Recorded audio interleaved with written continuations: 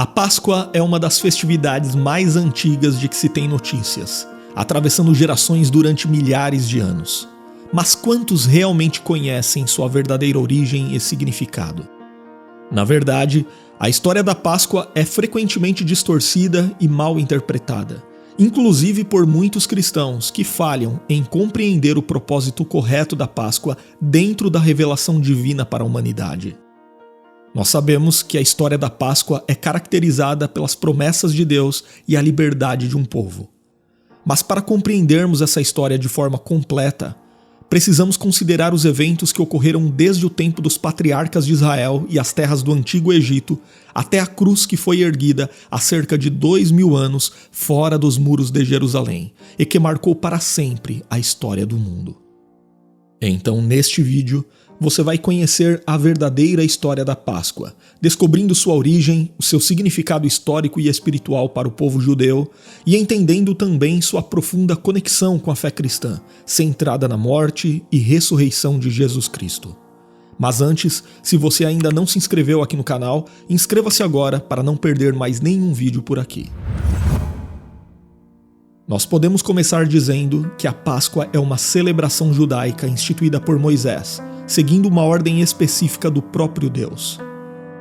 A primeira Páscoa judaica foi realizada no mês de Abib, que se tornou o primeiro mês do calendário litúrgico judaico, e que após o exílio na Babilônia, passou a ser chamado de Nissan. Esse mês corresponde ao período entre os meses de março e abril em nosso calendário. Porém, a história da Páscoa tem suas raízes ainda antes do tempo de Moisés. Há aproximadamente 500 anos antes da instituição da Páscoa no Egito, Deus falou com Abraão acerca do futuro de sua descendência, o povo de Israel. O Senhor avisou Abraão que os israelitas seriam peregrinos em terra alheia.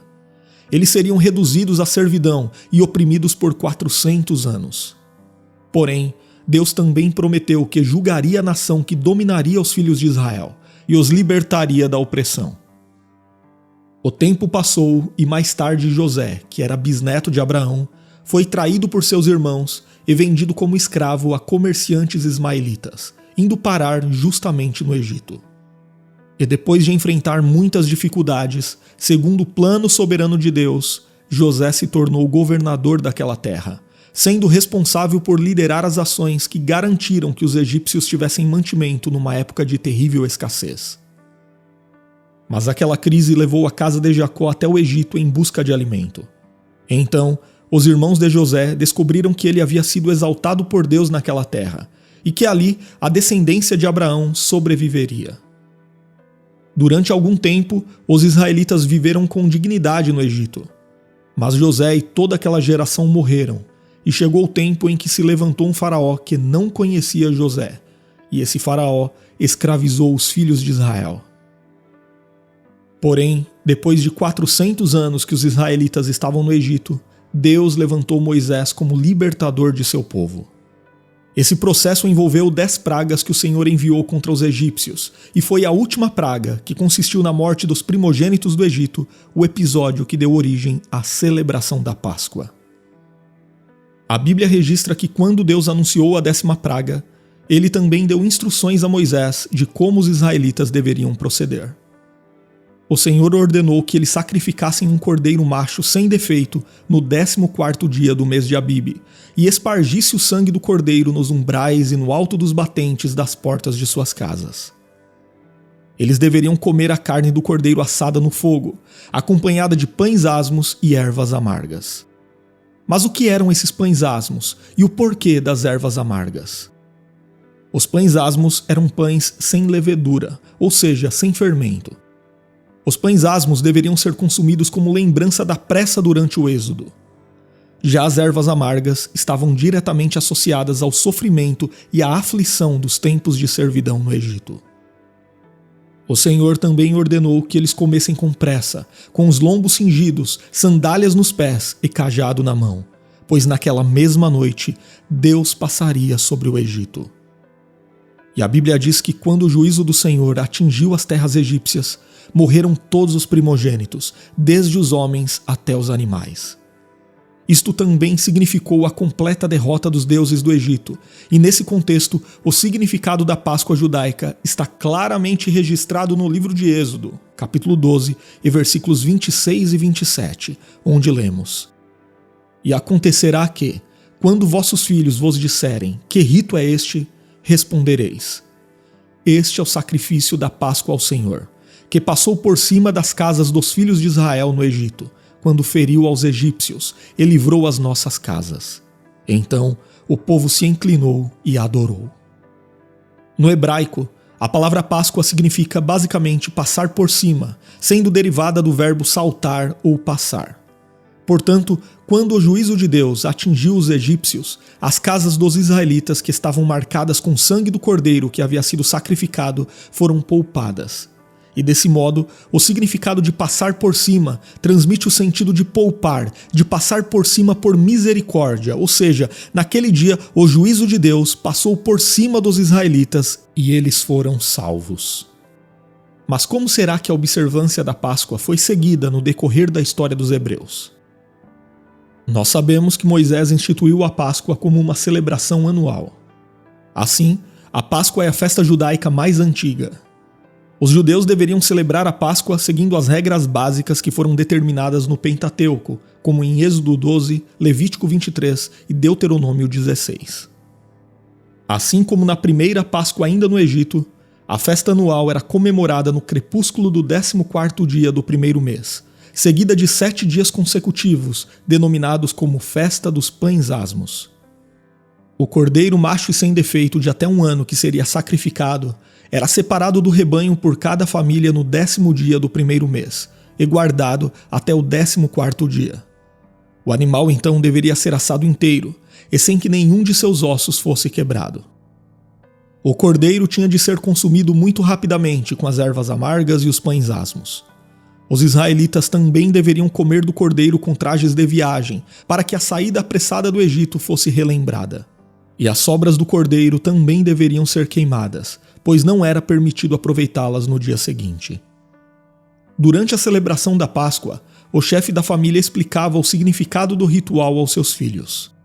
Também foi instituída uma segunda Páscoa, 1 mês depois, para beneficiar aqueles que não pudessem participar da primeira celebração, conforme o capítulo 9 do livro de Números. Enquanto estiveram peregrinando no deserto, os filhos de Israel não celebraram a Páscoa. Eles voltaram a celebrá-la apenas quando já estavam acampados em Gilgal, sob a liderança de Josué. E há também várias outras passagens bíblicas que fazem referência à celebração da Páscoa ao longo do período do Antigo Testamento, até finalmente chegar o tempo de Jesus.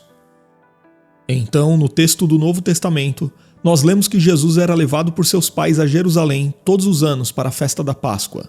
E no Evangelho de João, por exemplo, encontramos pelo menos 4 referências à festa da Páscoa durante o ministério terreno de Jesus. Nessa época, o cordeiro era sacrificado na área do templo e seu sangue era lançado por um sacerdote sobre o altar. A refeição pascal podia ser consumida em qualquer casa da cidade e era comum que os judeus se reunissem em grupos, assim como o grupo de Jesus e seus discípulos que se reuniu no cenáculo, formando um tipo de unidade familiar. Por ocasião da Páscoa, acredita-se que entre 60 mil e até 180 mil judeus compareciam a Jerusalém. Obviamente, a maioria deles era formada por judeus da diáspora, que vinham de todas as partes do Império Romano. Os gentios não podiam participar da Páscoa, porém os prosélitos que aceitavam satisfazer as condições exigidas pela lei mosaica eram admitidos na celebração. Muitos estudiosos sugerem que nos dias do Novo Testamento, cerca de 250 mil cordeiros eram sacrificados por ocasião da celebração da Páscoa judaica. Obviamente, essa tarefa exigia a participação de centenas de sacerdotes, visto que todos os cordeiros deveriam ser mortos antes do crepúsculo do dia 14 de Nissan. A quantidade de sangue que resultava de todos esses milhares de sacrifícios era enorme. Historiadores dizem que durante alguns dias, as águas do riacho próximo ao templo de Jerusalém ficavam tingidas de vermelho por causa de todo aquele sangue, e isso obviamente servia como lembrança em relação ao preço do pecado.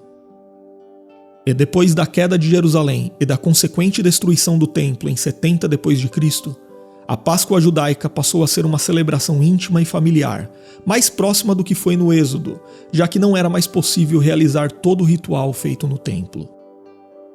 Porém, a verdade é que todo aquele sangue derramado dos cordeiros sacrificados na Páscoa judaica apontava para o único sangue capaz de realmente prover expiação do pecado, o sangue de Jesus Cristo. Os cordeiros imolados na Páscoa judaica serviam simplesmente para simbolizar o sacrifício perfeito que Deus providenciaria para resolver o problema do pecado do homem. E aqui chegamos ao significado correto da Páscoa para os cristãos.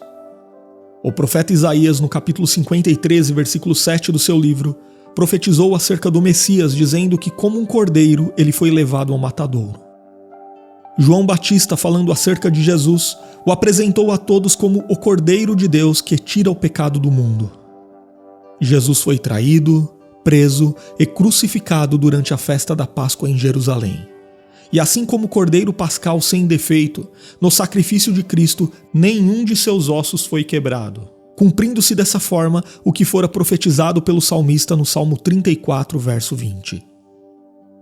Tudo isso ocorreu muito provavelmente numa sexta-feira, embora alguns defendam também a possibilidade de ter sido numa quarta ou quinta-feira. Aqui vamos considerar a sexta-feira como a posição mais tradicional dentro do cristianismo histórico. Então, na quinta-feira à noite, Jesus e seus discípulos comeram o Cordeiro Pascal em Jerusalém. Porém, o que nem todos os leitores da Bíblia percebem é que aquela foi a última ceia pascal, ou seja, a última vez que a instrução dada ainda no Egito deveria ser observada. Após aquele momento, ninguém mais deveria sacrificar um cordeiro, assá-lo e comê-lo com ervas amargas e pães asmos. Isso porque o Cordeiro de Deus seria sacrificado de uma vez por todas, num sacrifício perfeito e definitivo, sem a necessidade de qualquer complemento. O próprio Filho de Deus foi entregue como resgate em favor dos redimidos para apaziguar a santa ira de Deus que exige o castigo pelo pecado. Então, ao invés da carne de cordeiro assada, das ervas amargas e dos pães asmos, nosso Senhor instituiu o pão e o vinho em memória dele, até o dia do seu retorno. Dessa forma, ao comermos o pão, nos lembramos de seu corpo partido, e quando tomamos o cálice, nos lembramos do seu sangue derramado. E foi assim que a última Páscoa deu lugar à primeira ceia do Senhor. E também é interessante notarmos que a Páscoa apontava para o futuro, para a frente, era o símbolo do que haveria de vir, o prenúncio da promessa que haveria de se cumprir. Já a ceia do Senhor aponta para o passado, para trás, como símbolo da promessa que já se cumpriu, ao mesmo tempo que serve de esperança para a consumação de todas as coisas no dia do retorno de Cristo. A última ceia Jesus participou com seus 12 discípulos, e a próxima ele prometeu participar com todos nós na glória celestial. Então, a pergunta que muitas vezes surge neste ponto é: os cristãos devem ou não celebrar a Páscoa? É importante entendermos, conforme já foi explicado, que a Páscoa era uma festa judaica, um símbolo que apontava para o sacrifício do Filho de Deus. Então, quando o Verbo se fez carne e habitou entre nós, ele cumpriu definitivamente o significado que a Páscoa tipificava. A Páscoa era a sombra, Cristo é a realidade. Em outras palavras, celebrar a Páscoa judaica é celebrar aquilo que era temporário, é voltar ao que é inferior. O escritor de Hebreus expôs essa verdade como tema principal de sua epístola, e assim ele apresentou Cristo como a nossa Páscoa perfeita. Na primeira carta aos Coríntios, capítulo 5 e versículo 7, o apóstolo Paulo foi claro quando escreveu que Cristo é o nosso Cordeiro Pascal que foi sacrificado. Dessa forma, nós cristãos não celebramos a Páscoa uma vez por ano entre os meses de março e abril, mas nos reunimos para celebrar a ceia do Senhor durante o ano todo, em memória de seu sacrifício no Calvário. Ali, seu sangue foi derramado satisfazendo a justiça de Deus e impedindo que seu povo fosse lançado em condenação eterna. Se alguém me perguntasse qual o significado da Páscoa para os cristãos, eu diria que para nós, a Páscoa significa que, pelos méritos da obra de Cristo na cruz, a ira de Deus passou por cima das nossas vidas, pois nos umbrais de nossas portas, seu precioso sangue atestou que fomos justificados. É por isso que, num determinado sentido, os cristãos não comemoram a Páscoa, antes celebram a ceia do Senhor. Outra pergunta que geralmente as pessoas fazem é de onde veio a tradição envolvendo coelhos, ovos e chocolates. A verdade é que esses elementos foram incorporados posteriormente à Páscoa. Frequentemente as pessoas defendem o uso desses elementos, alegando que o ovo supostamente simboliza a nova vida e o coelho a fertilidade. Quanto ao chocolate, talvez a melhor explicação seja a de que, associado aos outros dois elementos, ele é bom para o comércio. Mas seja como for, de fato esses elementos não possuem qualquer ligação com a Páscoa judaica ou com a ceia do Senhor. Infelizmente, em muitas igrejas, esses elementos são incorporados até mesmo num tipo de culto especial da Páscoa, e particularmente eu não concordo com isto. Por outro lado, há também aqueles cristãos que, na tentativa de se desvencilharem desses costumes populares, acabam cometendo outro erro ao aderirem às práticas da Páscoa judaica. Isso significa que em algumas igrejas na época da Páscoa, come-se cordeiro assado, pães asmos e algum tipo de erva amarga. Obviamente isto também é um erro. Na verdade, em ambos os casos, o que vemos é pura crendice. É o pragmatismo e o sincretismo religioso que lamentavelmente atrai cada vez mais adeptos. Mas apesar de a Páscoa judaica não ser uma data sagrada para nós cristãos, devemos agir com sabedoria e prudência diante dela. A verdade é que devemos aproveitar essa data em que muitas famílias se reúnem para explicar o verdadeiro significado da Páscoa, desde sua origem, apontando para Cristo como Cordeiro de Deus, até sua consumação no Calvário, onde nossas correntes foram quebradas. Além disso, devemos estar confortados na promessa de que o pleno significado da Páscoa será completamente cumprido no novo céu e na nova terra. Ali, o povo escolhido de Deus estará totalmente livre de todo pecado, e nossa comunhão com o Redentor será aperfeiçoada em toda a plenitude. Agora escreva nos comentários se você já conhecia a verdadeira história da Páscoa e compartilhe este vídeo com alguém que talvez não saiba o significado correto dessa celebração. E se você também tem vontade de se aprofundar no conhecimento bíblico, eu te convido a estudar teologia conosco, de qualquer lugar, em qualquer horário, através de videoaulas, apostilas e com certificado de conclusão. Eu vou deixar as informações na descrição do vídeo e no primeiro comentário.